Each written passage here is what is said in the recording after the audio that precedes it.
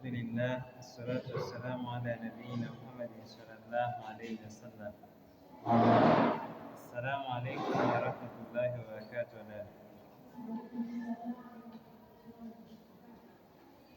أعوذ بالله من الشيطان الرجيم. سبحانك لا علم لنا إلا ما علمتنا إنك أنت العليم الحكيم. Tunamshukuru Mola wetu mlezi ambaye kwa rehema na mapenzi yake ametukutanisha kwenye mfululizo wa programu yetu ya Malkia wa Furaha, programu ambayo msingi wa kuanzishwa kwake ni kutuonesha kwa shahidi zilizo wazi na bayana kwamba Uislamu haukuwafanya Waislamu wanawake kuwa watumwa, badala yake uliwafanya kuwa malkia, na kutukumbusha kwamba lau tukisimama kwa dhamira ya dhati na msingi huo wa malkia ambacho ndicho kilichokusudiwa na Mola wetu mlezi, basi kuna matatizo mengi sana ya kifamilia, ya kimalezi na ya kijamii yatatatuka. Katika darasa yetu dhimu ambayo tunasafiri nayo kwa semester hii ilikuwa kulitazama taji la umalkia ambalo ni taji la kiroho zaidi kuliko lilivyo taji la kivitu, sio materialistic, ni spiritual throne, ambalo tuliendelea kulitazama tangu tulipoanza semester yetu na namna ambavyo taji hili limevuliwa kutoka katika moyo wa malkia, na badala yake malkia akavishwa minyororo ya hadaa iliyonakishiwa ifanane na taji au jambo mithili na hilo. Na katika safari yetu hii tulianza kwa kutafakari mambo kadhaa kuhusu uhalisia wa taji la malkia. Miongoni mwa hayo ambayo tuliyatafakari, tulianza na kutazama hizi ahadi 4 za Mola wetu mlezi. Ahadi 4 hizi ni uwakilishi wa maelfu ya ahadi ambazo Mola wetu mlezi ameahidi, na ahadi hizo zote ni za kweli. Na swali letu la msingi lilikuwa, je, kuna yoyote katika ahadi hizi ambaye yeyote miongoni mwetu anashaka kwamba ahadi hii huenda ikawa si ya kweli?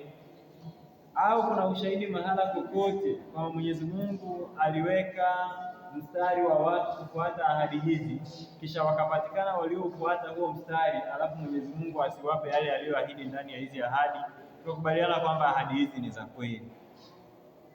Mwenyezi Mungu mtukufu akatuambia katika aya ya 5 ya sura ya 35 kutuhakikishia tena kuhusu ahadi hizi na nyingine mfano wake.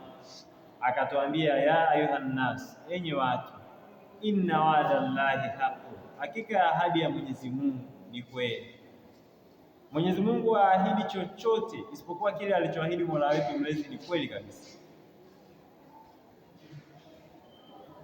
Mkinishukuru nitakuzidishieni, mkiniita nitakuitikieni, mkinyenyekea nitakuinueni, mkifanya kadha wa kadha mtaipata amani.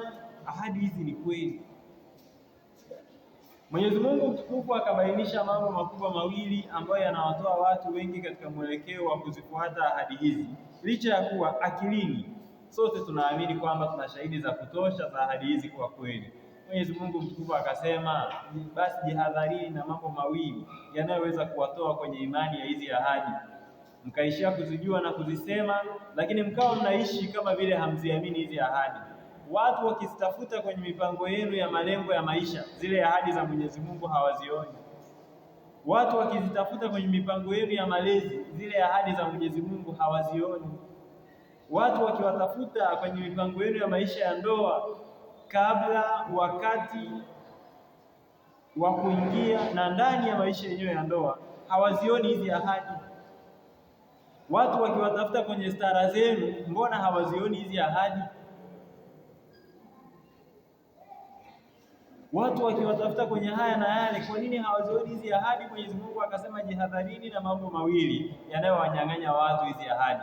La mwanzo, Mwenyezi Mungu mtukufu akasema, fala taghurrannakum hayata dunia, basi yasikuhadaeni maisha ya dunia, yasikudanganyeni, yasikuteteresheni, yasikuyumbisheni, yasikufanyeni mnyong'onyee, yasikutieni dhiki na mashaka. Fala taghurrannakum hayata dunia, Na jambo la pili, jihadharini nalo lisiwanyang'anye dhati ya imani juu ya hizi ahadi ambazo ni baraka kubwa kwenu.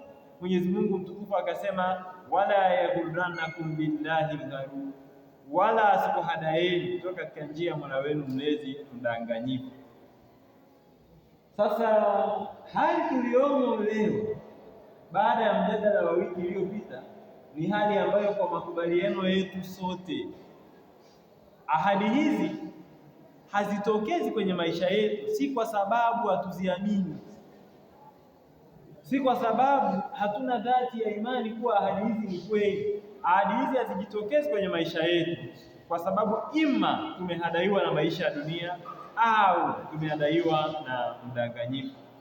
Kwa tukasema wiki hii tutakuwa na safari ya tafakuri ya vipengele vinne vya namna gani tunaweza tukafanya hijra, tukahama kutoka katika maisha ya kuhadaiwa na mdanganyifu aliyetuhadaa kwenda kule tunakotakiwa kuwa kwa mujibu wa Mola wetu mlezi.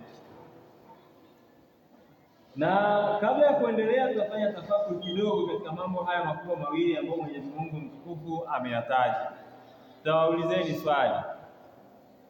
Nani kati yenu anaamini? Nani kati yenu anaamini? Namda. Mashallah. Mmejibu swali? Sawa, nilikuwa bado nauliza. Au kuna jambo mnataka kusema? Mko mnajibu hilo swali. Swali liko bado halijaisha. Nani kati yenu anaamini kwamba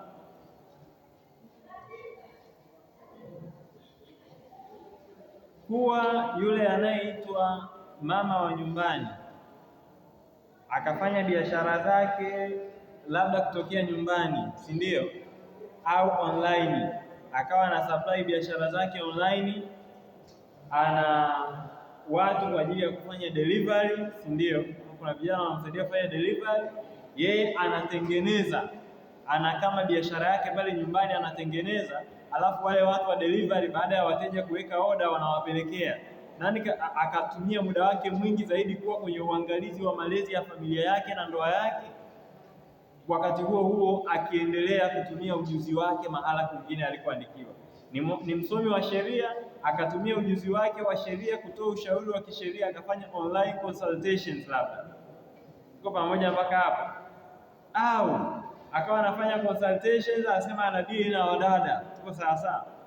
Au anadili na kesi za kisheria, anaandika ufunguzi wa kesi za kisheria kwenye taasisi za Kiislamu na jumuiya zake na kadhalika, na akawa anatoa hizo consultation kwa viongozi wa hizo jumuiya, lakini akiwa ana work from home, anafanya kazi kutokea nyumbani. Tuko pamoja mpaka hapo? Nani kati yenu anaamini kwamba akiishi haya maisha atapata pungufu ya kile alichoandikiwa?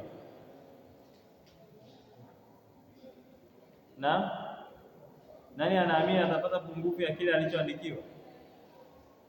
Nani anaamini hatopata pungufu wala zaidi ya kile alichoandikiwa? Nani yuko tayari kuishi hayo maisha?